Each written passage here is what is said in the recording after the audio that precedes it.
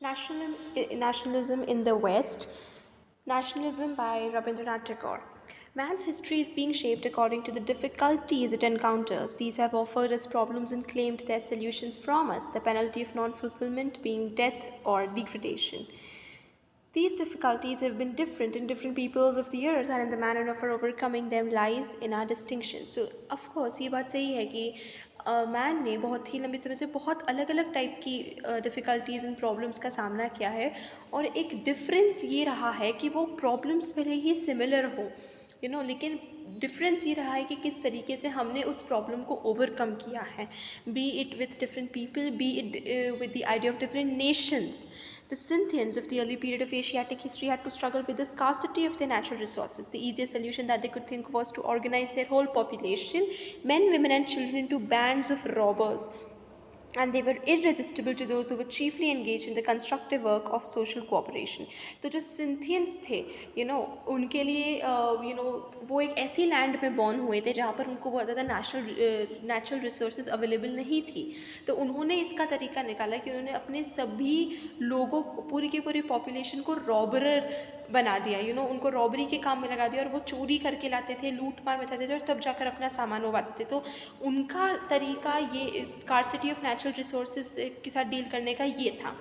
Unfortunately for the man the easiest path is not his truest path. तो जैसे कि यहाँ पर उन्हें एग्जाम्पल दिया है रॉबर्स का, कि ये बहुत ही आसान लगा उनको एक समय के बाद, कि बस लूट मार मचाओ, मारो, ब्लडशेड वगैरह की हेल्प से, फियर की हेल्प से, फिज़िकल वायलेंस की हेल्प से, और आपको आपकी सारी चीज़ें मिल रही है जो आपके पास अवेलेबल नहीं है. बट देन जो चीज़ हमारे लिए ईजीएस्ट होती है वो ज़रूरी नहीं कि हमारे लिए ट्रूएस्ट या बेस्ट भी हो. If his nature were not as complex as it is, if it were as simple as that of a pack of hungry wolves, then by this time those hordes of marauders would have overrun the whole earth.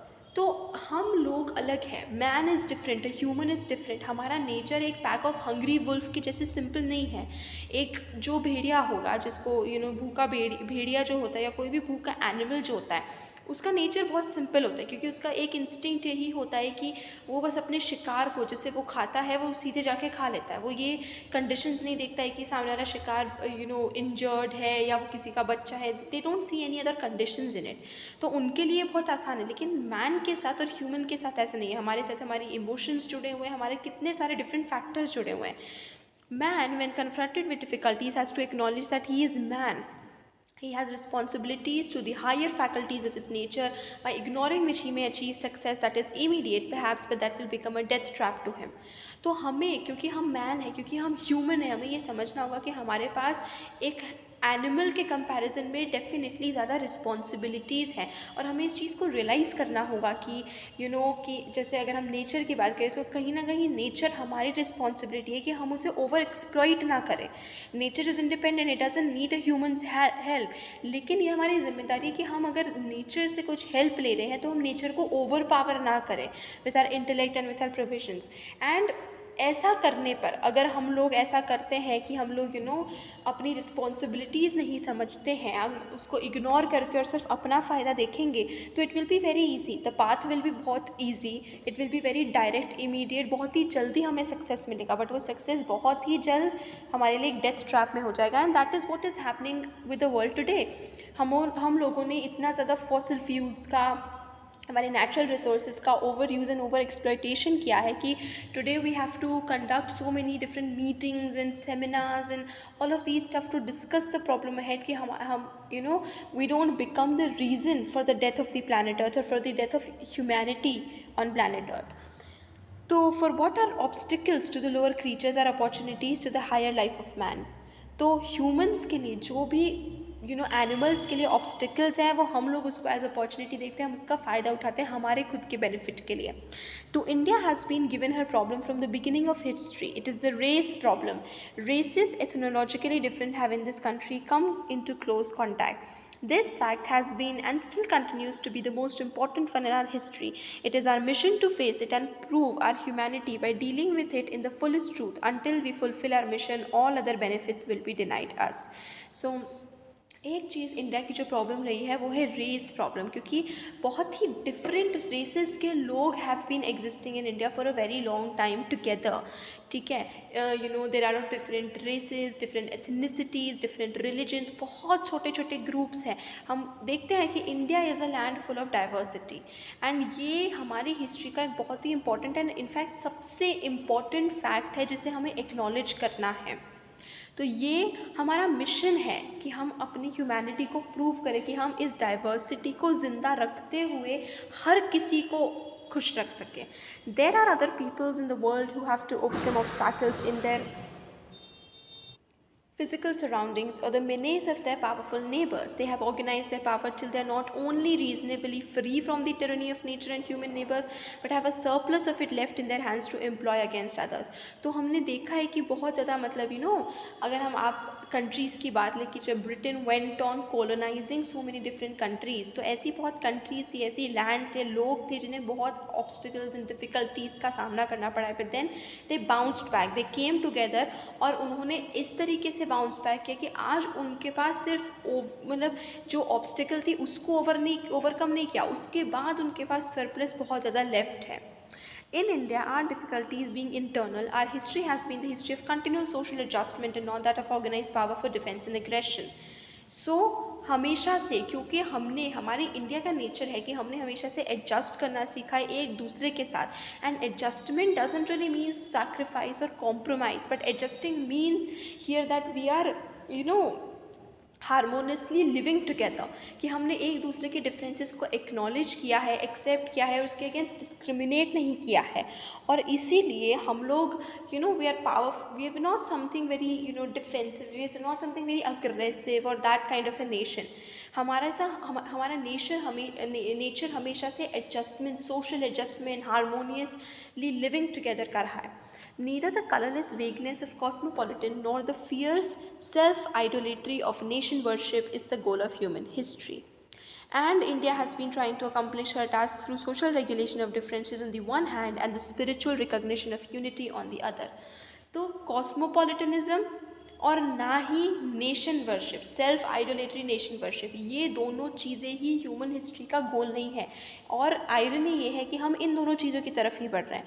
हम लोग cosmopolitan cities बनाते जा रहे हैं और ज़्यादा technological advancement लाते जा रहे हैं। So that is a different thing. हम टेक्नोलॉजिकली एडवांस हो रहे हैं, साइंटिफिकली एडवांस हो रहे हैं, वो चीज़ अलग है, लेकिन उसके कारण या फिर उसके चलते उसके साथ साथ हम कहीं ना कहीं हमारी ह्यूमैनिटी को खोते जा रहे हैं। That is something that should not be happening. She has made grave errors in setting up the boundary walls too rigidly between races and perpetuating in her classifications the results of inferiority. Often she has crippled her children's mind and narrowed their lives in order to fit them into her social forms. But for centuries, new experiments have been made and adjustments carried out. तो कहीं ना कहीं हमारी भी एक गलती थी कि हमने जो हमारे डिफरेंट रेसेस एग्जिस्ट कर रहे थे उनके बीच में हमने बहुत ज़्यादा डिवाइड भी खड़ा कर दिया है था, और हमारी सोसाइटी में हमने बहुत ही ऊंचे रिजिड वॉल्स खड़े कर दिए थे, जिसको पार करके निकलना बहुत मुश्किल हो गया था। मतलब हम इतने ज़्यादा उस सोशल फ्रेमवर्क में बाउंड हो गए थे कि बेसिकली हम सोसाइटी को नहीं चला रहे थे, सोसाइटी हमें चला रही थी। We were going according to the society, जबकि humans make the society, not the society makes humans. Her mission has been like that of a hostess who has to provide proper accommodation for numerous guests whose habits and requirements are different from one another. तो बहुत ही simple जैसे words में कहा गया कि हमारा mission, India का mission होना चाहिए था कि जैसे कैसे एक होटल में अगर हम जाते हैं तो अलग अलग टाइप के गेस्ट आते हैं, लेकिन हम सभी को एडजस्ट करते हैं, उनके नीड्स के अकॉर्डिंग में भी उन्हें रूम्स एंड सर्विसेज प्रोवाइड करते हैं। तो that's a metaphor that he has used कि हमारा मिशन हमेशा से होना चाहिए ऐसे होस्टेस का, एक ऐसे कंट्री का जो सभी डिफरेंट सोशल ग्रुप्स को एक साथ अकोमोडेट करे, उनके हैबिट्स और रिक्वायरमेंट्स को एक साथ अकोमोडेट करके हम साथ में खुशी खुशी रहे और एक दूसरे की हेल्प करें। This gives rise to infinite complexities whose solution depends not merely upon tactfulness but upon sympathy and true realization of the unity of man. तो इस वजह से ऑफ कोर्स इन्फिनिट डिफ़िकल्टीज़ का भी हमें सामना करना पड़ा है, because it is not always easy adjusting. कई बार ऐसा होता था कि बहुत ही दो अपोजिंग से व्यूज़ आते थे ऑन द सेम थिंग, और उसमें दोनों ग्रुप्स में से किसी एक ग्रुप की तरफ रिजल्ट निकालना वुड बी वेरी डिफ़िकल्ट। तो इस वजह से काफ़ी डिफ़िकल्टीज़ और कॉम्प्लेक्सिटीज़ आती है, लेकिन उसका सल्यूशन हमारे टैक्टफुलनेस पे नहीं, यानी कि हमारी क्लेवरनेस या हम किस तरीके से उसका स्ट्रैटेजी निकालते हैं, उसके टैक्टिक्स निकालते हैं, उस पर उसका सल्यूशन डिपेंड नहीं करता, बट उसका सल्यूशन डिपेंड करता है हमारा ये रियलाइज़ करना in the unity of man, in the humanity, in sympathy. Towards this realization, I've worked from the early time of the Upanishads up to the present moment, and series of great spiritual teachers whose one object has been to set at naught all differences of man by the overflow of our consciousness of God.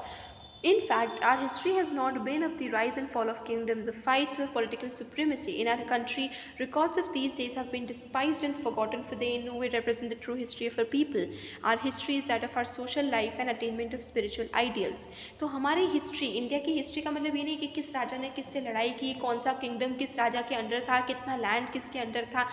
That is some kind of history जिसको लोग नहीं पढ़ना चाहते. या it's not that they don't want to read anything like that, लेकिन India की history should not include the differences कि how कैसे लड़ाई होती थी, कैसे दो राज्य बहुत एक दूसरे से अलग थे. This should not be how the country's history should be written और स्टडीड. हमारी हिस्ट्री होना चाहिए attainment of spiritual ideals, and this is true. India has bin India is one of the most popular countries in terms of religious leaders and religious thoughts and religious pathways. तो बहुत ही spiritual country रही है India हमेशा से, and there are so many different religions and spiritual paths जो कि India में जिसका birth हुआ है, be it Buddhism, be it Hinduism, be it Jainism, be it Sikhism. So there are so many different spiritual pathways. But we feel that our task is not yet done. The world flood has swept over our country. New elements have been introduced and wider adjustments are waiting to be made. So ये बात था कि हमारी India ऐसी country थी जिसने हमेशा से स्पिरिचुअलिटी की तरफ ही प्रमोशन किया है, स्पिरिचुअलिटी की तरफ प्रमोट किया है, harmonious living, sympathizing with each other, इन सभी आइडियल्स की तरफ हमने हमेशा वेटेज दिया है. But now we have been swept by the world flood. हमारे कंट्री के अंदर न्यू एलिमेंट्स इंट्रोड्यूस कराए गए जिससे कहीं ना कहीं हम हमारा रियल टच खो चुके हैं. We feel this all the more because the teaching and example of the west have entirely run counter to what we think has given to India to accomplish. In the West, the national machinery of commerce and politics turns out neatly compressed bales of humanity which have their use in high market value, but they are bound in iron hoops, labeled and separated off with scientific care and precision. तो कहीं ना कहीं waste में जो commerce और जो politics हुआ है उस वजह से काफ़ी एडवांसमेंट हुआ है, लेकिन उसमें उसकी हाई मार्केट वैल्यू है, लेकिन इन रियलिटी उसने सभी ह्यूमैनिटी को दबा दिया है. और ये जो है ना, ये पूरा जो सोसाइटी है वो आयरन हूप्स में बाउंड है, वो लोहे की जंजीरों में जकड़ी हुई है, और साइंटिफिक केयर एंड प्रिसिशन में वो हुए. तो मतलब they are being treated as objects और some kind of a scientific observation, एक साइंटिफिक स्टडी ग्रुप के जैसे. This kind of the atmosphere has been made क्योंकि कॉमर्स और पॉलिटिक्स का जिस तरीके से वेस्ट में डेवलपमेंट हुआ, और कहीं ना कहीं वो ह्यूमैनिटी, वो पर्सनल टच जो कि ह्यूमंस की खासियत होती है, वो चीज़ कहीं ना कहीं अब गायब होती जा रही है. Obviously, God made man to be human, but this modern product has such marvelous square-cut finish, savoring of gigantic manufacture, that the creator will find it difficult to recognize it as a thing of spirit and creature made in his own divine image. तो God ने human को बनाया है, अलग बनाया है. Human has emotions, human has its basic nature. Her human एक दूसरे से अलग होता है, हर किसी का nature अलग होता है. लेकिन वेस्ट में जो nationalism जिस तरीके से हुआ है, जिस तरीके से डेवलपमेंट हुआ है, उसने human को इस तरीके से बना दिया है कि अब खुद how he is saying, giving the example कि खुद जो क्रिएटर है, खुद जो गॉड है, उन्हें खुद को डिस्टिंग्विश करने में मुश्किल होगी कि कौन से जो है वो उसकी क्रिएशन है, कौन है जो ह्यूमन है, और कौन कोई स्क्वायर कट परफेक्ट सा प्रोडक्ट है मार्केट में जो सेल हो सके, जिसकी हाई मार्केट वैल्यू है. But I am anticipating what I was about to say in this. Take in it whatever spirit you like. Here is India of about 50 centuries at least, who tried to live peacefully and think deeply, the India devoid of all politics, the India of no nations, whose one ambition has been to know this world as of soul, to live here every moment of her life in the meek spirit of adoration, in the glad consciousness of an eternal and personal relationship with it. Basically इस पूरे nationalism in the waste में वो कह रहा है that Rabindranath Tagore, okay, what mister Tagore is trying to do is कि वो हमें ये समझा रहे हैं कि किस तरीके से वेस्ट में डेवलपमेंट हुआ है, वेस्ट में नेशनलिज्म हुआ है, वो तो गलत है, और उसी के साथ उसका इफ़ेक्ट इंडिया पे कैसे पड़ रहा है एंड कैसे इंडिया अपने long standing tradition, century long tradition की, इंडिया कम से कम 500 साल पुरानी कंट्री तो मिनिमम है, और हमेशा से हमारा गोल रहा है कि हम पीसफुली एक साथ रहे, हम हम कोई पॉलिटिक्स या कोई नेशंस वाली कंट्री नहीं है जो कि एक नेशनल बाउंड्री होगी, जो कि पॉलिटिक्स करे, जो कि पावर प्ले में पार्ट ले, बट हमेशा से हमारा है कि हम हर मोमेंट ऑफ लाइफ जो हम इंडिया में जी रहे, कि इंडिया का हर मोमेंट जो है वो स्पिरिट ऑफ अडोरेशन से भरा हुआ, adoration for each other, for other humans, और in the glad consciousness of an eternal and personal relationship with it, कि हमारी कंट्री से एक पर्सनल रिलेशनशिप हो, और ना कि एक नेशनलिज्म हो, और बहुत ही इस तरीके से एक बहुत ही ऑफिशियल काइंड ऑफ, कि जिसमें आपको बहुत ज़्यादा that it is very impersonal. तो हमने हमेशा से, एंड दैट इज़ ट्रू, हम देखेंगे एग्जाम्पल यहाँ पर कि Rabindranath Tagore uses she, her pronoun, कि हमने हमेशा से इंडिया को सिर्फ एक लैंड, सिर्फ एज रिसोर्स नहीं देखा है कि it is some kind of a resource जो ह्यूमन अपने उसके लिए यूज़ करता है। We have seen India as our mother, जिसने हमें नर्चर किया है, और हम हमारी कंट्री का उसके बदले में ध्यान रखेंगे। It was upon this remote portion of humanity, childlike in its manner, with the wisdom of the old, that the nation of the West burst in. तो इन्हीं सब conditions में, और नेशनलिज्म वेस्ट का नेशन वाला कॉन्सेप्ट जो है वो कहीं ना कहीं इंडिया में आ गया है। अब हम लोग हमारा पर्सनल टच भूल चुके हैं। Through all the fights and intrigues and deceptions of her earlier history, India had remained aloof, because her homes, her fields, her temples of worship, her schools where her teachers and students lived together in the atmosphere of simplicity and devotion and learning, her village self-government with its simple laws and peaceful administration, all these truly belonged to her. But her thrones were not her concern. They passed over her head like clouds, now tinged with purple gorgeousness, now black with the threat of thunder. तो कितनी भी fights हुई है, what Rabindranath Tagore is doing is कि वो completely neglect नहीं कर रहे हैं जो डिफरेंसेस होते थे। ही इज़ नॉट सेइंग कि हमारी कंट्री में कॉम्प्लेक्सिटीज़ नहीं थी कि हमने हमेशा से एक दूसरे के साथ रहने की कोशिश की, सोशल एडजस्टमेंट की कोशिश की, और उस सोशल एडजस्टमेंट की वजह से बहुत कॉम्प्लेक्सिटीज़ भी आई है, डिफ़िकल्टीज़ भी आई है, लेकिन कहीं ना कहीं स्टिल हमारी कंट्री हमारी थी। वी हैड आवर स्कूल्स जहाँ पे हम लोग डिवोशन और वर्शिप पढ़ते थे, और हम लोग डिवोटेड थे to our teachers. We use to worship our teachers. हमारा सिस्टम बहुत ही अलग था। हमारी country was one of simplicity and devotion, learning, village, self government, something kind of that atmosphere. लेकिन all these truly belonged to her, कि हम जैसे भी थे, we may have difficulties, we may be हमारी एक simplicity थी, हमारा एक devotion था, हम लोग हमारे the country was not just a piece of land for us, the rivers were not just water flowing for us, the mountains were not just heaps of stones for us. हमारे लिए हमारे नदी, पहाड़, हमारी land, everything had meaning. हम हर चीज़ की तरफ devoted थे, थैंकफुल थे, एंड ये सब हमें बिलोंग करता था, इंडियंस को बिलोंग करता था। लेकिन उसके बाद भी हमारा कंसर्न कभी ये नहीं था कि हमारा थ्रोन, यानी कि इट रिमेन्स आर्स और समथिंग लाइक दैट, ओके। और ऐसा हुआ भी सही। Often they brought devastations in their wake, but they were like catastrophes of nature whose traces are soon forgotten. So ऐसा हुआ है कि बहुत बार हमने डिफ़िकल्टीज़ फेस की है। There was of course threat of thunder and purple gorgeousness. Purple gorgeousness is basically the royalty. उनका जब the purple gorgeousness basically means that when we were being ruled by a certain royalty or a royal family, that is what it is. Or threat of thunder, black with threat of, all of these are metaphors that he is using कि ऐसा हुआ है। But still ये natural कैटास्ट्रफीज थी, natural अपोकलिप्सिस थे, जिनको हम battle करते थे, फाइट करते थे, जीत कर भूल जाते थे। But this time it was different. तो अभी तक हमने बहुत चीज़ें हुई है, हमारे ऊपर ब्रिटिशर्स का राज आया हो, हमारे ऊपर मुगल्स का राज आया हो, that of course he is not basically वो इसको क्रिटिसाइज़ नहीं कर रहे हैं, बट व्हाट ही सेइंग कि व्हेनेवर ऐसा कहीं भी कोशिश भी हुई है कि हमारा ट्रू नेचर जो है वो एग्जिस्ट ना करे, उसको मिटाने की कोशिश की, तो हर बार हमने उसको फाइट किया है. But then this time it was different. It was not a mere drift over her surface of life, drift of cavalry and foot soldiers, richly caparisoned elephants, white tents and canopies, strings of patient camels bearing the loads of royalty, bands of kettle drums, flutes, marble domes, mosques, palaces, tombs like the bubbles of the foaming wine of extravagance, stories of treachery and loyal devotion, changes of fortune or dramatic surprises of fate. तो पूरे paragraph में definitely you can see कि किस तरीके से एक odd दिया गया है to the rule of the royalty and of the other nation, of the British nation over India, की किस तरीके से ये सारी चीज़ें आई है. ओके, बट ये कोई बहुत ही वो चीज़ नहीं थी. It was all of these things, the lords of royalty, the canopies, the elephants.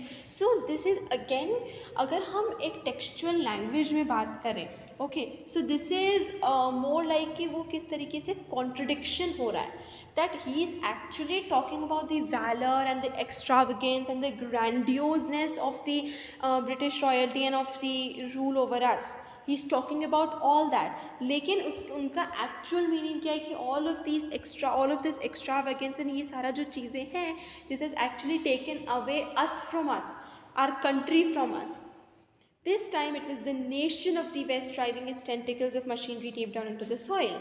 Okay, so ये सब चीज़ें, what he is trying to say is कि ये सारी चीज़ें हमारे साथ हुई है, but still we still were devoted, we still were simple. But this time it was different. And why it was different? Because it was the nationalism.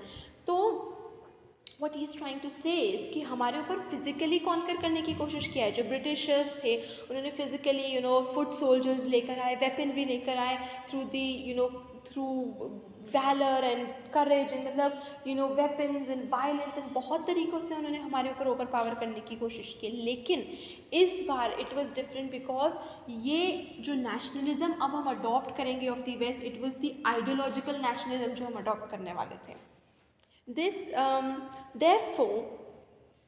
Therefore, I say to you, it is we who are called as witnesses to give evidences as to what our nation has been to humanity. We had known the hordes of Mughals and Pathans who had invaded India, but we had known them as human races with their own religions and customs, likes and dislikes. We had never known them as a nation.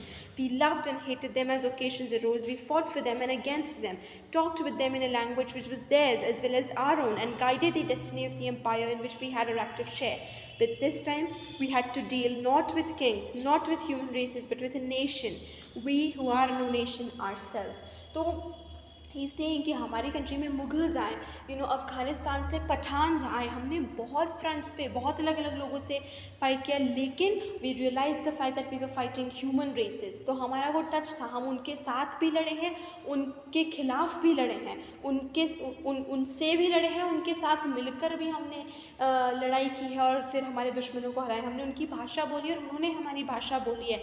सो कहीं ना कहीं हमने इनको as human races treat किया है. Differences थे, लेकिन उन डिफरेंसेस को हमने कम्प्लीटली निगलेक्ट नहीं किया कि उन डिफरेंसेस ने हमें ये ओवर पावर नहीं करनी था कि हम भूल जाए कि वो मुगल्स, वो पठान्स भी ह्यूमंस हैं हमारी तरह, और हमने उनको एग्जैक्टली ह्यूमंस की जैसे ट्रीट किया. लेकिन इस बार हमारी बैटल ह्यूमन रेसेस नहीं थी, बट की नेशन से थी.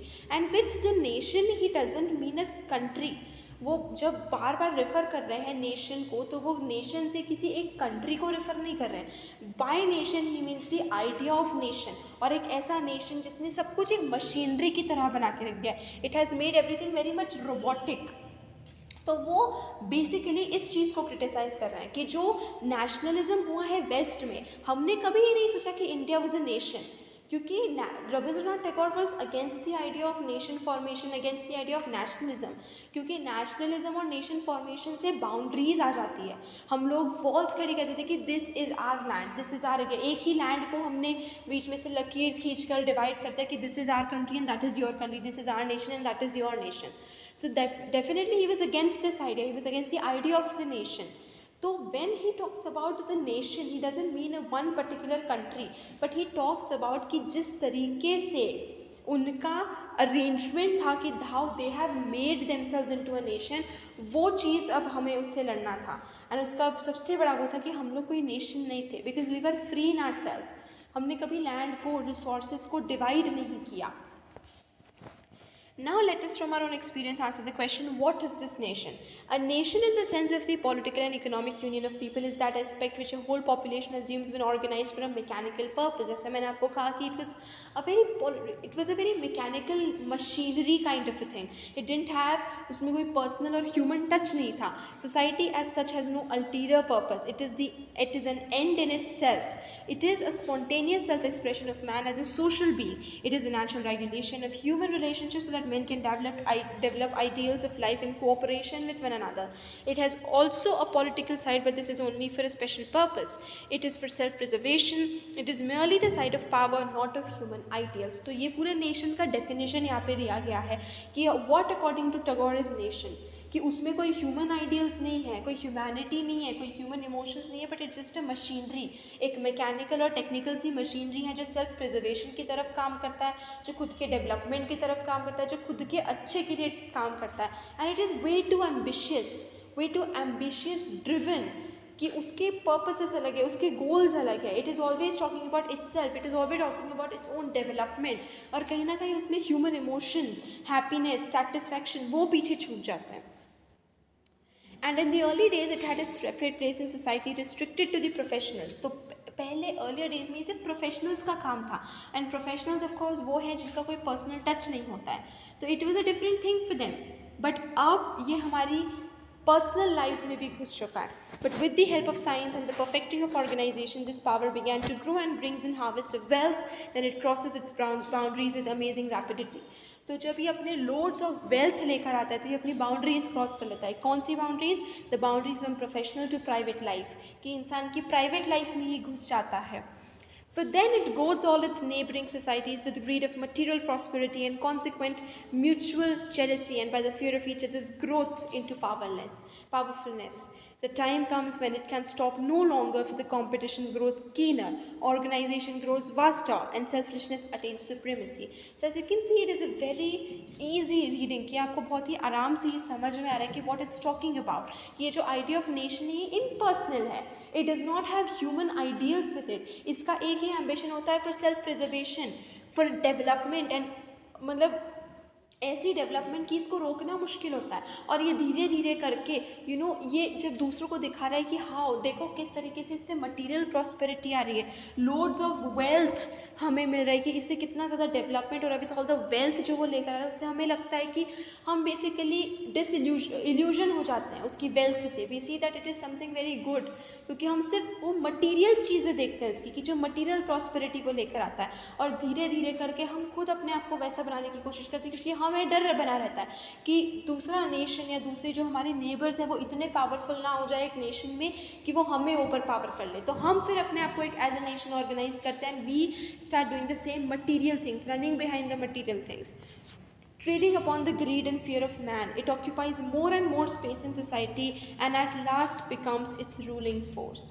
तो ये ह्यूमंस के ग्रीड के ऊपर वो करता है. इसकी source of power, the source of a nation and the power of a nation, की क्यों ये नेशन का आइडिया चलता रहता है, is it feeds on the source and it feeds on the greed of the human. कि humans को हमेशा से लालच रहा है, एंड वो इसी लालच को, इसी इमोशन को पकड़ लेता है, and then it becomes into nation. It is just possible that you have lost through habit consciousness that the living bonds of society are breaking up and giving place to merely mechanical organisation. कि जो bonds, जो friendship, जो humanity, जो relationship, जो personal touch humans के बीच में होता था वो गायब होते जा रहा है. कि बहुत ही मैकेनिकल सा ऑर्गेनाइजेशन बनते जा रहा है, where everything is very much बहुत ही प्रोफेशनल सा है, बहुत ही डिस्कस्ड, बहुत ही ऑर्गेनाइज्ड सा है. इसमें जो फ्रेंडलीनेस, जो फ्रेंडली बैंटर बचा था ह्यूमंस के बीच में, that is completely gone. You see signs of it everywhere. It is owing to this that war has been declared between man and woman, because the natural thread is snapping which holds them together in harmony. Because man is driven to professionalism, producing wealth for himself and others, continually turning the wheel of power for his own sake or for the sake of the universal officialdom, leaving women alone to wither and to die or to fight her own battle unaided. तो ये इस nationalism के कारण हम देख रहे हैं कि हम खुद एक दूसरे के ह्यूमंस के साथ तो ठीक है, हम मैन और विमेन के बीच में हमारी ये जो नेचुरल हार्मनी है उसको ख़त्म करते जा रहे हैं. वो जो थ्रेड है, जो कि हम दोनों के बीच को हमको कनेक्ट करके करके रखा था वो उससे तोड़ रहा है कि मैन जो है वो तो बस प्रोफेशनल बनते जा रहा है. It's an ode to the battle fighting कि कैसे मैन जो है वो सोल्जर्स बन बन के जाते थे लड़ने के लिए. So this is what it is कि मैन तो अपने ग्रीड में to become professional, to become powerful for the material prosperity, कि उसे पूरे यूनिवर्स में सबसे ताकतवर, सबसे वेल्दी, सबसे अच्छा बनना है, सबसे डेवलप्ड बनना है, वो चले जाता है ऑन इट्स पाथ. एंड वो it completely ignores the women, कि वो विमेन रह जाती है. She has to fight her own battles. पहले man and women would be together and इसी वजह से मैन और विमेन के बीच के डिफरेंसेस बढ़ गए. मैन विमेन को ओवर पावर करने लगा because women was left alone.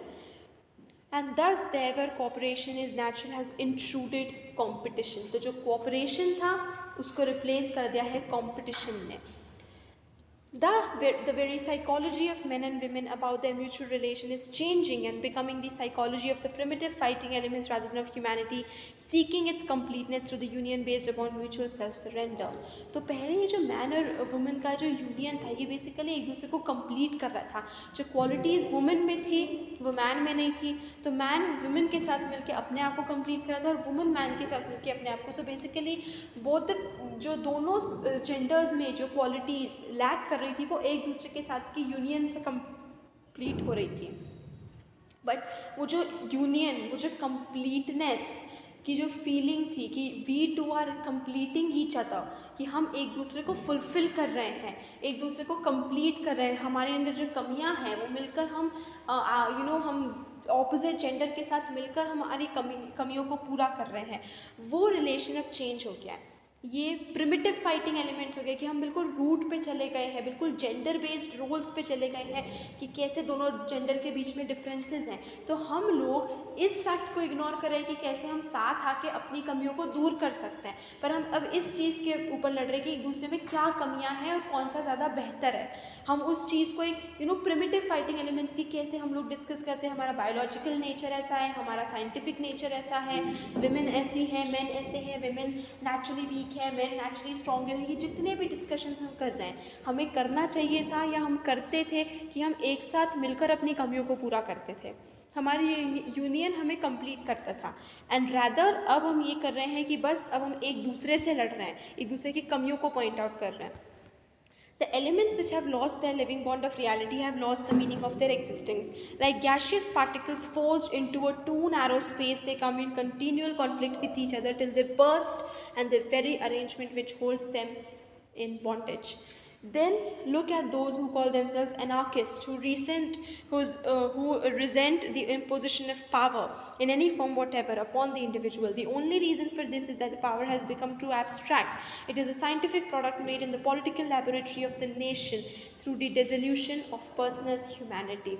तो फिर हम बात करते हैं. अब हमने देखा कि पहली बात तो we saw what is nation. हम हमने देखा कि नेशन के क्या कॉन्सिक्वेंसेस है. तो सबसे पहले वो कैसे मैन और वुमेन के बीच में झगड़े और डिफरेंसेस पैदा कर रहे हैं, जो कि एक समय पहले तक before the coming of nation man and women would live together.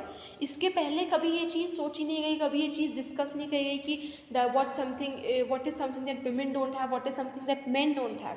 लेकिन after the coming of nation हमारे बीच में डिफरेंसेस बढ़ गए. हम जो यूनियन में साथ मिलकर रहते थे वो कहीं ना कहीं अब बहुत ही मैकेनिकल सा हो गया है, बहुत ही फाइटिंग सा रिलेशनशिप बन गया कि हम एक दूसरे से झगड़ रहे हैं. अब हम बात करते हैं एनार्किस्ट की. Anarchist are basically people who don't live under any control और एनी फॉर्म ऑफ पावर. ठीक है. तो जो एनार्की होती है, दैट एनार्की का मेन रूल होता है कि उन्हें कोई भी तरीके की पावर नहीं चाहिए. जो गवर्नमेंट है बेसिकली वो उनके अंडर में नहीं रहते हैं. तो the only reason for that is कि क्यों एनार्किस्ट इतने ज़्यादा हो रहे हैं, क्योंकि वो जो पावर है वो बहुत एब्स्ट्रैक्ट हो गई है. एब्स्ट्रैक्ट हो गई इन द सेंस कि उसका कोई डेफिनेट पर्पस नहीं रहा है, उसका कोई डेफिनेट डेफिनेशन नहीं रहा है कि what is it that is power, कि एक्चुअल में पावर क्या है. Whether it is something physical, whether it is something emotional, what is it that you are powering over us.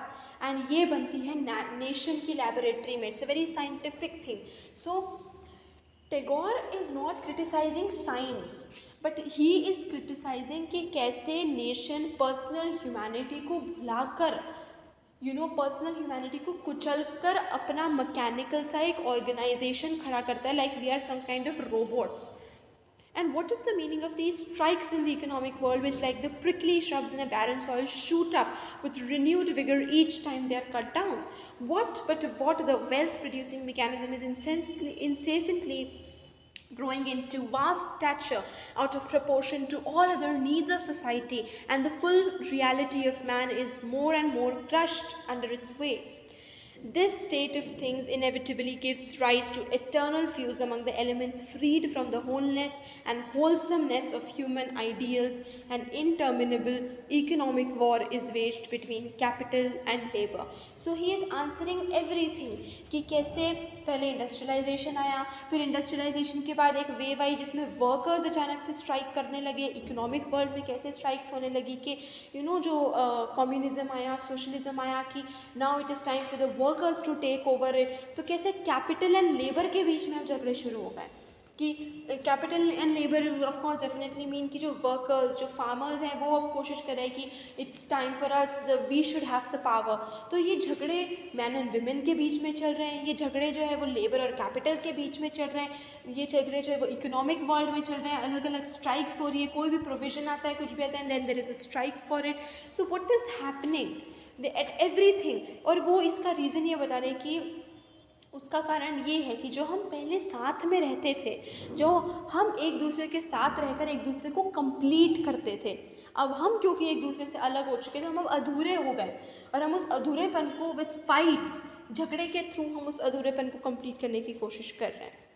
This state of things, okay, for greed of wealth and power can never have a limit, and compromise of self-interest can never attain the final spirit of reconciliation. They must go on breeding jealousy and suspicion to the end which only comes through some sudden catastrophe or a spiritual rebirth.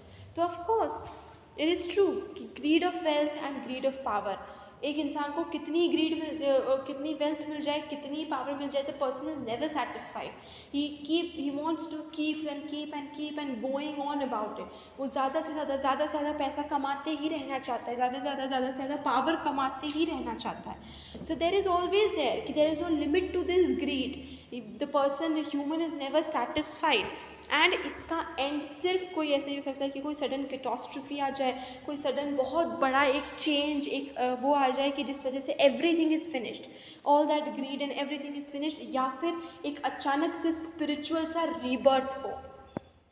When this organization of politics and commerce, whose other name is the nation, becomes all powerful at the cost of the harmony of higher social life, then it is an evil day for humanity.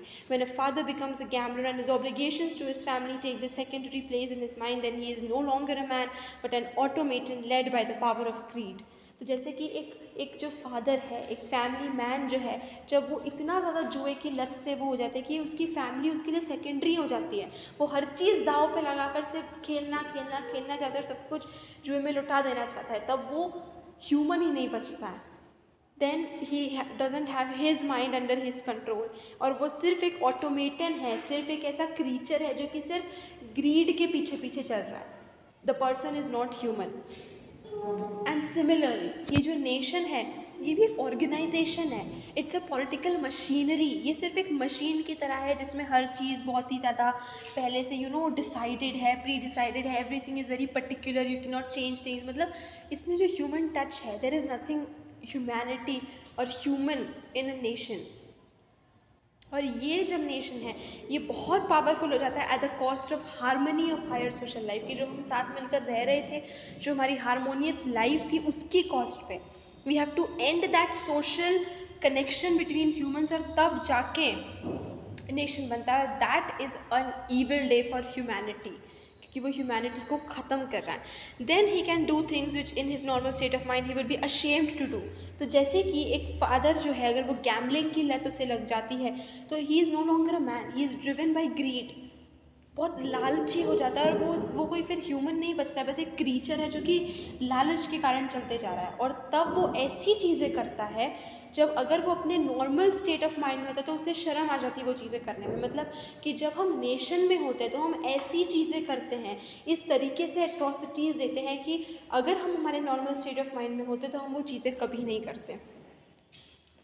It is the same thing with society. When it allows itself to be turned into a perfect organization of power, then there are few crimes which it is unable to perpetrate. Because success is the object and justification of a machine, while goodness only is the end and purpose of man. So there is a difference between success and goodness. हम successful ज़रूर हो जाते हैं लेकिन हमारे अंदर की goodness ख़त्म हो जाती है. और अगर हम ह्यूमैनिटी के पर्सपेक्टिव से देखें तो वो success at the cost of humanity आती है, at the cost of social harmony आती है कि हम लोग we don't even realise that what we are doing. हम इतने ज़्यादा ग्रीडी हो जाते हैं. आज देखिए that there are so many different movies made on the very same thing, that you know there are industrialist, there are people जो कि अपने फ़ायदे के लिए they are doing everything that they want to do, they are neglecting the emotions of all the other people. There are so many movies made on this subject and the same thing is being said by him कि हम लोग इतने ज़्यादा grid driven हो जाते हैं, power driven हो जाते हैं, एम्बिशियस ड्रिवन हो जाते हैं कि वी आर कि हम लोग ह्यूमैनिटी के बारे में सोचना ही बंद कर जाते हैं. And success doesn't mean goodness. Success and goodness are two different thing. And humans का गोल होना चाहिए to be good, not to be successful. तो ये जो नेशन है ना, ये एक बहुत ही परफेक्ट सी मैकेनिज्म है. So basically Rabindranath Tagore is talking about the characteristics of humanity, कि कैसे मतलब how he is defining nation is कि जो which is something opposite of what humans are. Humans are imperfect, they have their own imperfections within them and they are not all same. Humans are different. लेकिन ये nation जो है ये बिल्कुल perfect organisation होती है, सक्सेसफुल होती है. इनमें ह्यूमंस की लाइफ में अप्स एंड डाउन्स होते हैं. ये नेशन जो होता है it's all successful, all good, it's all a perfect mechanism जिसका सिर्फ एक गोल होता है, that is success and development and material prosperity and economic and wealth and all of that things. When this engine of organization begins to attain a vast size and those who are mechanics are made into parts of the machine, then the personal man is eliminated to a phantom. Everything becomes a revolution of policy carried out by the human parts of the machine with no twinge of pity or moral responsibility. It may happen that even through this apparatus the moral nature of man tries to assert itself, but the whole series of ropes and pulleys creak and cry. The forces of the human heart become entangled among the forces of the human automaton, and only with difficulty can the moral purpose transmit itself into some tortured shape of results. So that is again the same thing is being repeated पूरे उसमें. It's just that कि वो अलग अलग examples देकर अलग अलग तरीके से उस चीज़ को हमें रियलाइज़ कराने की कोशिश कर रहे हैं. And the purpose of him repeating, कि वो बार बार उसको रिपीट इसलिए कर रहे हैं ताकि वी अंडरस्टैंड दिस, कि हम उनके बार बार एक ही चीज़ कहने से हमें रियलाइज़ होगा कि what it is that we are missing, कि हम जिस चीज़ को ह्यूमैनिटी समझते हैं it's not actually that we have been overpowered so much. वो इतनी ज़्यादा डीप इंट्रेंच हो चुकी है हमारे माइंड में कि हम समझ ही नहीं पा रहे कि what nation is he talking about. This abstract being, the nation, is ruling India. We have seen in our country some brand of tinned food advertised as entirely made and packed without being touched by hand. This description applies to the governing of India, which is as little touched by the human hand as possible.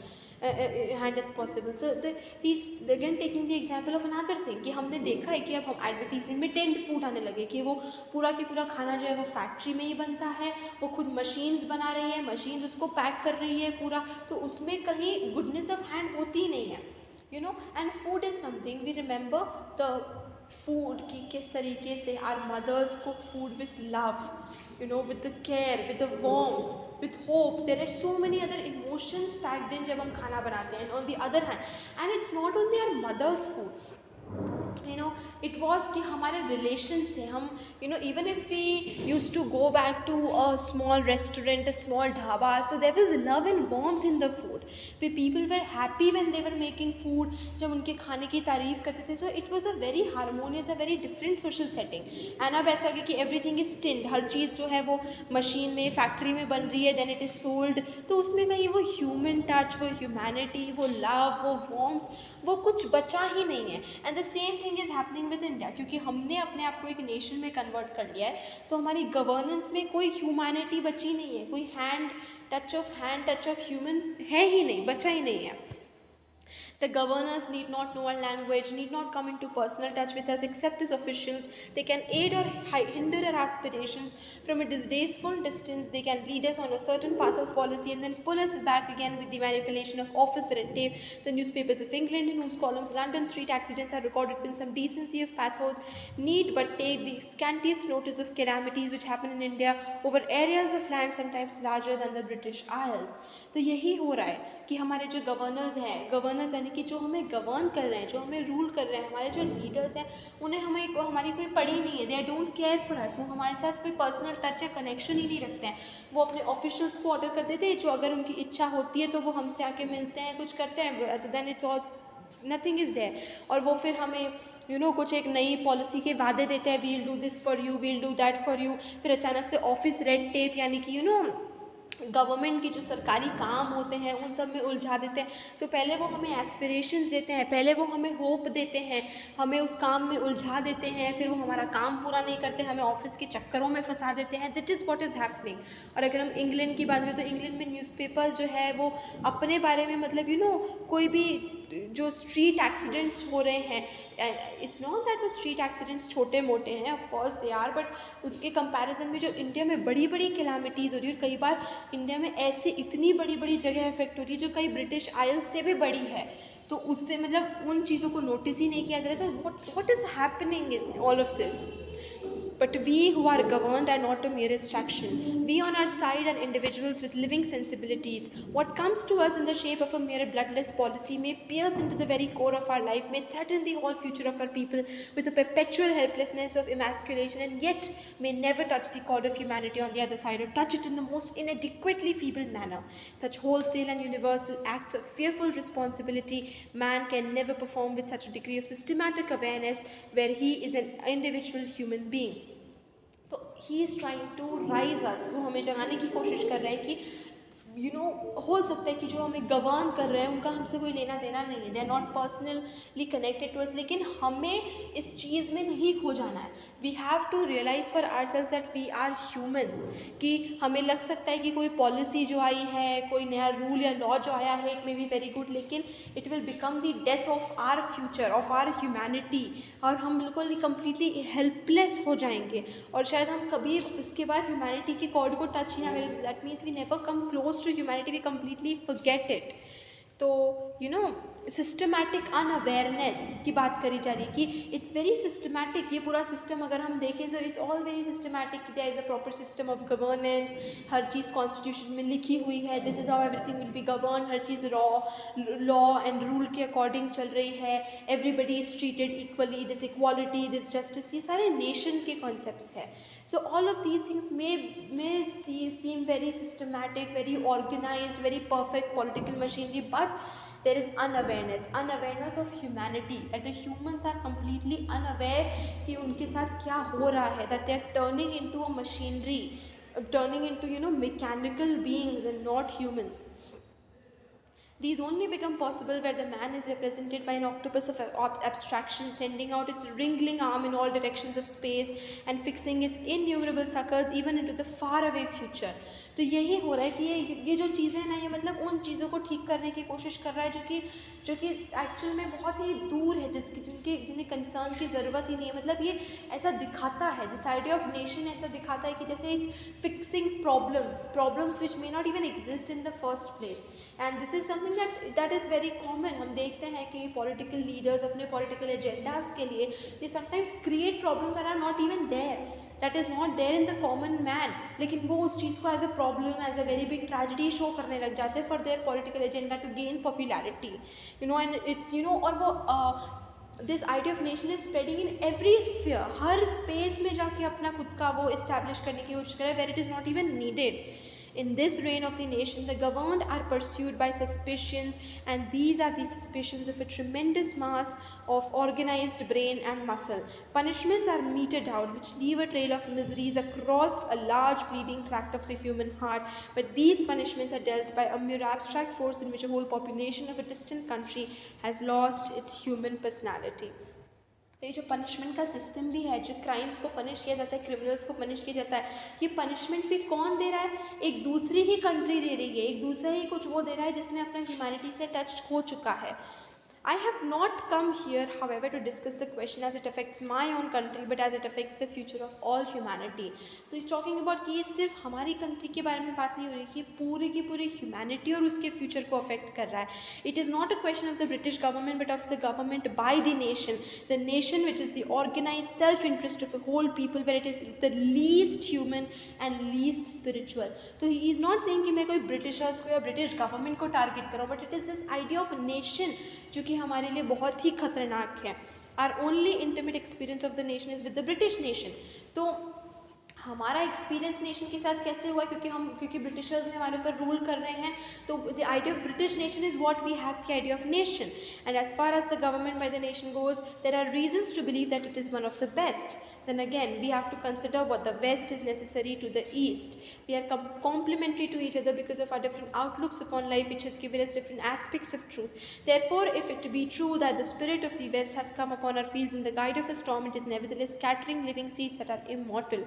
And when in India we become able to assimilate in our life what is permanent in Western civilization, we shall be in the position to bring about a reconciliation of these two great worlds. तो वो ये नहीं कह रहे हैं कि जो Britishers आए हैं वो बहुत ही गलत है, ब्रिटिशर्स का आना गलत है, बट जो ब्रिटिशर्स के साथ जो नेशन का आइडिया है that is very wrong. In fact it is good कि जो ये वेस्ट है वो ईस्ट में आया है, सो हम एक दूसरे की स्ट्रेंथ्स को रियलाइज़ कर सकते हैं, एक दूसरे से बहुत कुछ सीख सकते हैं. There are so many different things that we can do together.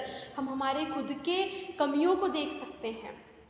But instead what we are doing, we are forming ourselves into a nation and going on about the path which is completely inhuman. Then will come to an end the one-sided dominance which is calling. What is more, we have to recognize that the history of India does not belong to one particular race, but to a process of creation to which various races of the world contributed: the Dravidians, the Aryans, the ancient Greeks, the Persians, the Mohammedans of the West, and those of Central Asia. Now at last has come the turn of the English to become true to this history and bring it to the tribute of their life, and we neither have the right nor the power to exclude these people from the building of the destiny of India. तो हमारा India सिर्फ कोई एक race का नहीं है. हमारे India में हमेशा से द्रविडियंस रहे हैं, आर्यंस रहे हैं, मोहम्मडन्स रहे हैं, पठान्स रहे हैं.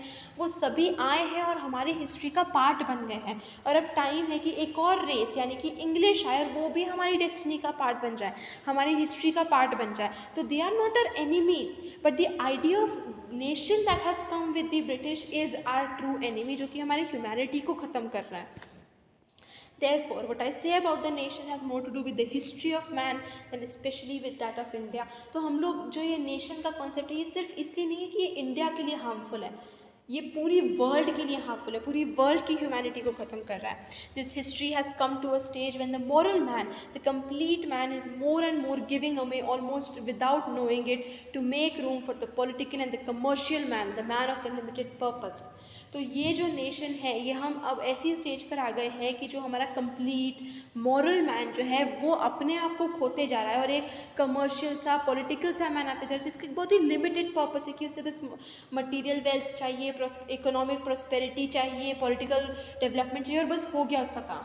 उसका greater goodness, humanity, moral achievement से कोई लेना देना ही नहीं है. This process, aided by the wonderful progress in science, is assuming gigantic proportion and power, causing the upset of man's moral balance, obscuring his human side under the shadow of soulless organization. और इन सब की help कर रहा है जो हमारे scientific development हो रहे हैं, और हमें इनह्यूमन बनाते जा रहे हैं और सोललेस बनाते जा रहे हैं. हमारी गवर्नेंस सोललेस बनती जा रही है. We have felt its iron grip at the root of our life, and for the sake of humanity, we must stand up and give warning to all that this nationalism is a cruel epidemic of evil that is sweeping over the human world of the present age and eating into its moral vitality.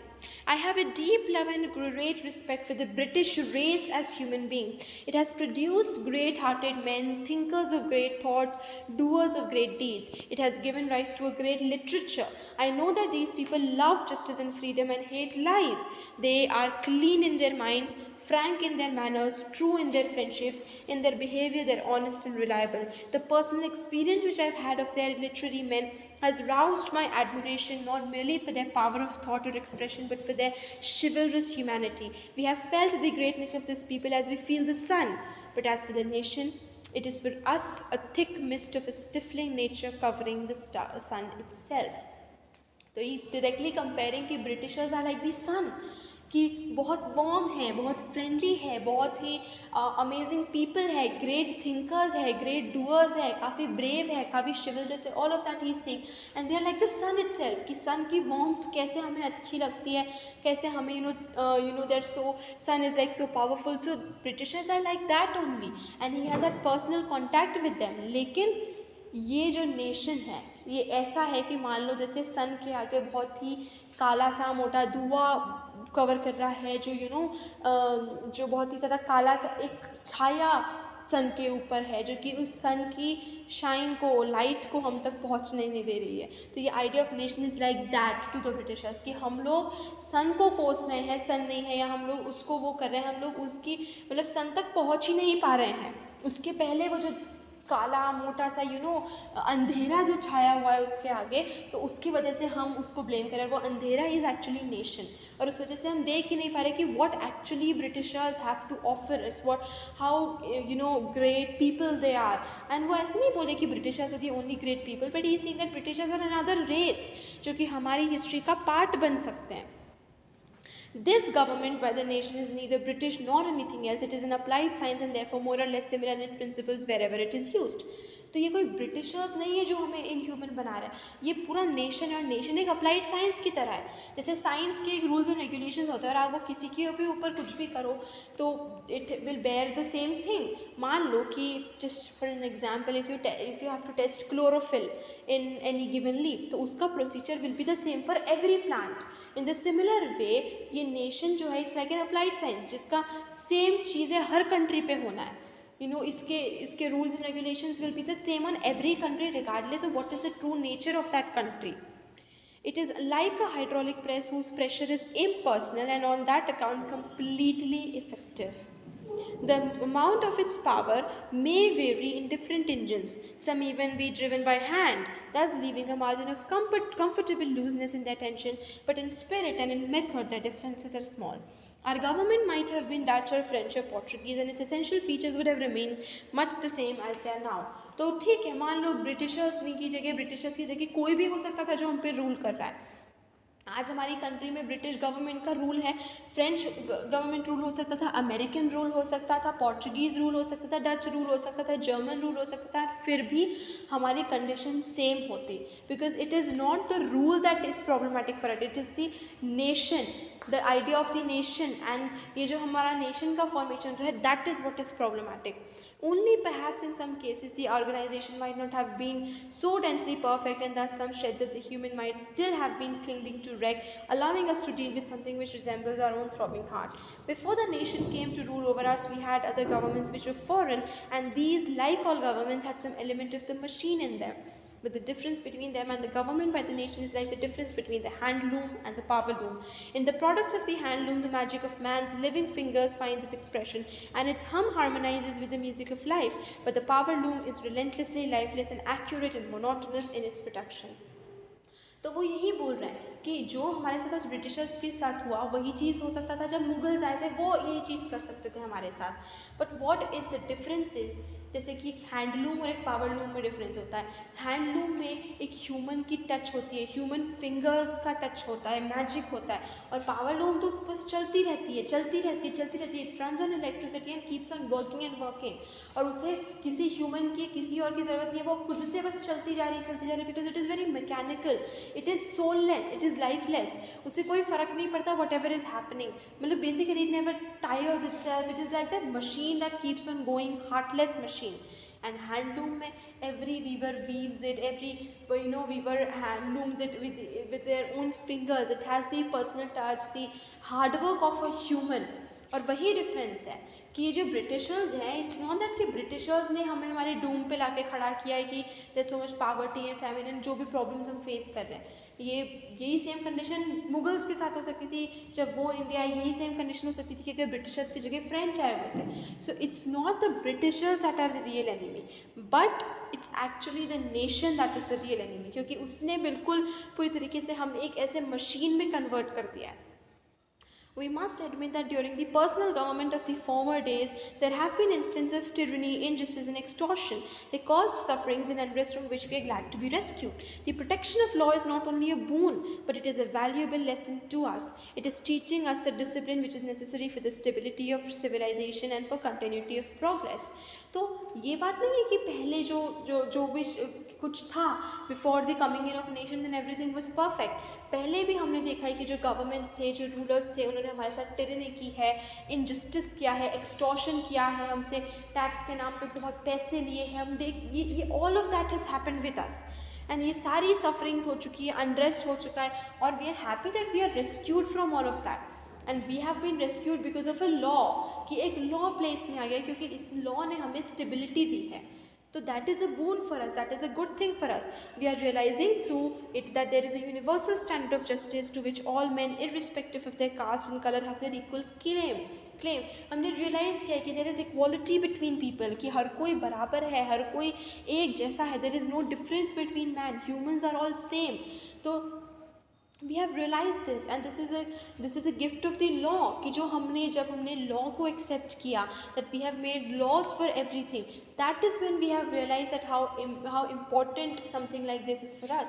कि हम सोचते भी नहीं थे और बस हम हमारे खुद के humans को, अपने फेलो ब्रदर्स को हम लोग कितना डिस्क्रिमिनेट करते थे और हर्ट करते थे.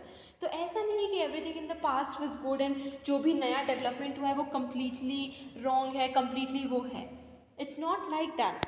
This reign of law in our present government in India has established order in this vast land inhabited by peoples different in their recent customs. It has made it possible for these people to come closer in touch with one another and cultivate a communion of aspiration. तो ये जैसे British government जो है, इसने हमें ये justice या equality के ये कुछ वो दिए हैं, तो ये लॉ दिया है.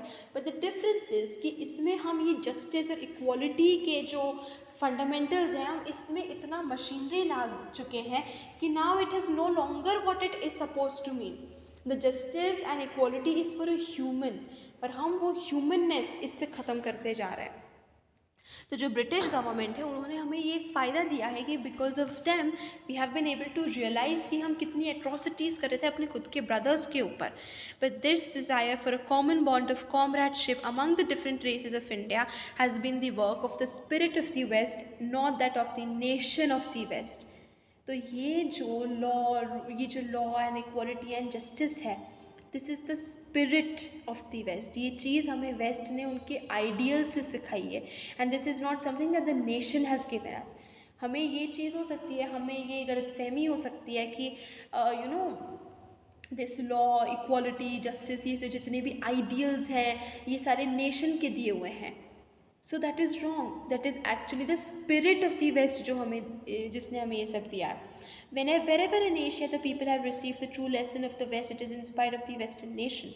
तो जब भी हमने वेस्ट से कुछ ट्रू और अच्छी चीज़ सीखी है, वो हमने वेस्ट की स्पिरिट से सीखी है, वेस्टर्न नेशन से नहीं सीखी है. Only because Japan had been able to resist the domination of its Western nation could she acquire the benefit of the Western civilization in fullest measure. तो आप ये जानते हैं कि जापान के ऊपर कॉन्कर करने की कोशिश किया है और करा भी था थोड़ा बहुत, लेकिन देन जापान फ्रीड इटसेल्फ. तो इसी वजह से जापान उसका फुल रिकग्निशन कर पाया है, उसका फुल एडवांटेज उठा पाया है. The only reason for it was कि उसके ऊपर वेस्टर्न नेशन का कॉन्कर नहीं हुआ है, कॉन्क्वेस्ट नहीं हुआ है, उसके ऊपर वेस्टर्न आइडियल्स का कॉन्क्वेस्ट हुआ है जिसने उन्हें कुछ नया सिखाया है. It was only the other day that Persia woke up from her age-long sleep at the call of the West to be instantly trampled into stillness by the nation. तो अभी तक पर्शिया भी, जो कि एक बहुत ही ऐसे एम्पायर के अंदर था, उसको भी उठाया गया है, लेकिन वापस से उसको अपनी नींद से उठा के दूसरी नींद में डाल दिया. दैट इज़ द नींद of nation.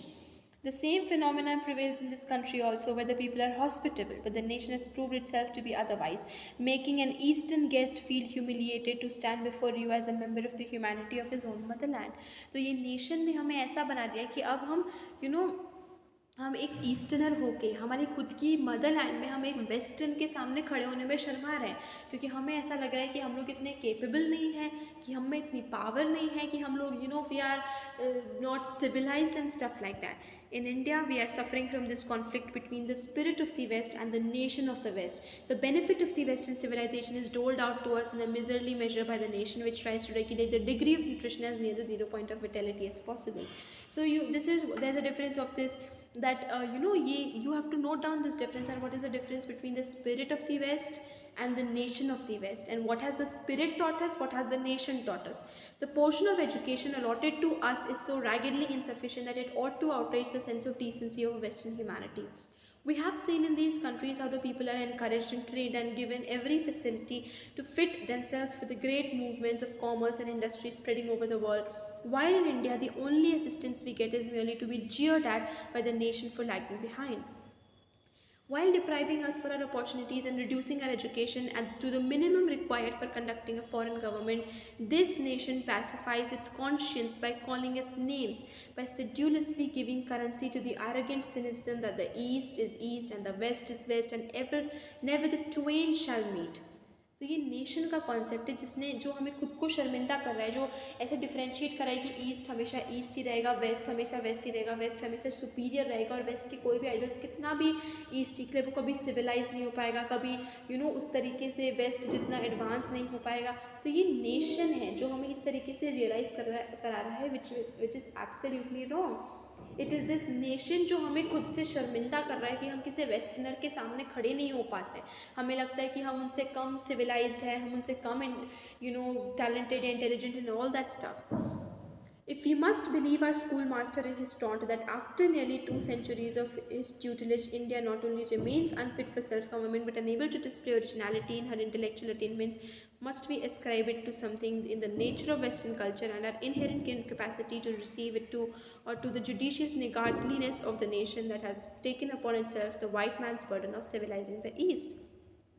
That Japanese people have some qualities which we lack, we may admit, but that our intellect is naturally unproductive compared to theirs, we cannot accept even from them whom it is dangerous for us to contradict. तो ये इस तरीके से बहुत saying हुई थी कि 200 सालों से ब्रिटिशर्स हमारे ऊपर राज कर रहे हैं, उसके बाद भी हम उनसे कुछ नहीं सीख पाए, उसके बाद भी हम the word that was used that I am using now is like कि हम अभी भी गंवार के गंवार ही हैं. That was the saying, that was the taunt that was given, कि जो लोग बहुत ज़्यादा ये वेस्ट के नेशन के इफ़ेक्ट में आ चुके थे और अपने आप को बहुत ज़्यादा एजुकेटेड और सिविलाइज मानने लगे थे, उनका यही था कि जो अनसिविलाइज, जो कि इलिटरेट इंडियंस थे, वो इस तरीके से उनको टॉन्ट और ताना मारते थे कि इतना 200 साल के रूल के बाद भी तुम कुछ नहीं सीख पर, अभी भी गंवार के गंवार हो, खुद के ऊपर तुम अभी भी रूल नहीं कर सकते हो. तो टू दिस ही सेइंग कि it may be possible that we may lack some qualities जो कि जापान के लोगों में हो सकती है, जो जापानीज़ में हैव बट इंडियंस में not, and it's completely okay, completely natural. All are human, nobody is perfect. We have some qualities that the Japanese don't have, but still that doesn't mean कि हमारी intellectual जो है वो बिल्कुल naturally unproductive है, that it is not, we can not accept that, we have to fight that thing. The truth is that the spirit of conflict and conquest is at the origin and the center of Western nationalism. कि जो spirit of conflict है और spirit of conquest है कि हम लड़ाई झगड़े करके एक दूसरे के ऊपर ओवर पावर करो, एक दूसरे के ऊपर राज करो, यही वेस्टर्न नेशनलिज्म के बिल्कुल कोर में है.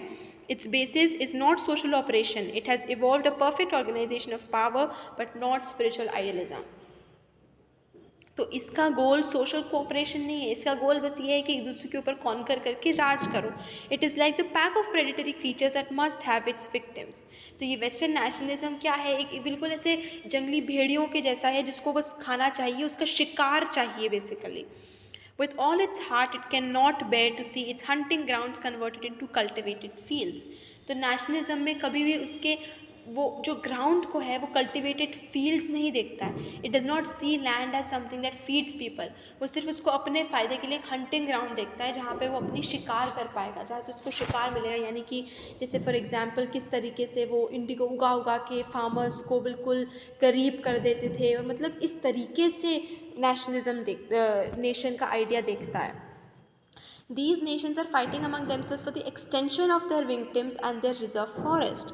Therefore, the Western nation acts like a dam to check the free flow of Western civilization into the country of the known nation.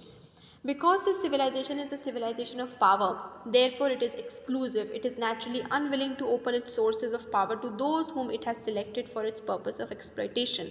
But all the same, moral law is the law of humanity, and the same exclusive civilization which thrives upon others who are barred from its benefit carries its own death sentence in its moral limitations. The slavery that it gives rise to unconsciously drains its own love of freedom dry. तो ये जो moral law है it is the law of humanity, ये morality is what is important. और ये जो exclusive civilisation है which thrives upon others who are barred from its benefits carries its own death sentence in its moral limitations. कि ये जो ये western nationalism का जो कॉन्सेप्ट है ये हमारी खुद का डेथ ट्रैप बनेगा एक दिन, और ये पूरी ह्यूमैनिटी को ख़त्म कर रहा है. इनफैक्ट उन लोगों को ये बार कर रहा है, उन लोगों को ये बार कर रहा है जो कि ह्यूमैनिटी की तरफ थोड़ा भी काम करना चाह रहे हैं. The slavery that it gives right to unconsciously drains its own love of freedom dry. The helplessness with which it weighs down its world of victims exerts its force of gravitation every moment upon the power that creates it, and the greater part of the world which is being denuded of its self-sustaining life by the nation will one day become the most terrible of its burdens, ready to drag it down into the bottom of destruction. तो ये जो nation है और इसका जो idea है कि हमें सेल्फ इंडिपेंडेंट बनना है, हमें साइंटिफिकली डेवलप होना है, टेक्नोलॉजिकली एडवांस होना है, ये एक दिन इसकी खुद के डिस्ट्रक्शन और ड्रैगिंग डाउन का कारण बनेगी. Whenever power removes all checks from its path to make its career easy, it triumphantly rides into its ultimate crash of death. तो जब पावर अपने ऊपर से सारे चेक्स हटा देती है कि कोई वो ही नहीं बचता है जिससे हम पावर को थोड़ा भी कंट्रोल कर सके, तो पावर इतनी फैल जाती है और पावर इतनी ज़्यादा हो जाती है कि वो हमारे खुद के अल्टीमेट डेथ और अल्टीमेट क्रैश की रिस्पॉन्सिबिलिटी होती है. Its moral brake becomes slacker every day. तो ये पावर के ऊपर ये जो मॉरल ब्रेक होता है कि मोरालिटी जो कहीं ना कहीं पावर को बहुत ही अननेसेसरीली स्प्रेड नहीं होने देती है ताकि वो ह्यूमैनिटी को ही एक दिन ख़त्म कर दे, तो वो चीज़ जो है वो मॉरल ब्रेक कहीं ना कहीं ख़त्म हो जाता है. Without its knowing and its slippery path of ease becomes its path of doom. तो वो पावर जो फिर हमें, क्योंकि वो बहुत ही मतलब नॉट फिजिकली स्लिपरी रहती है बट वो बहुत ईजी लगती है, बहुत ही स्मूथ लगती है कि we can glide on to it, but actually that path becomes our own Doom.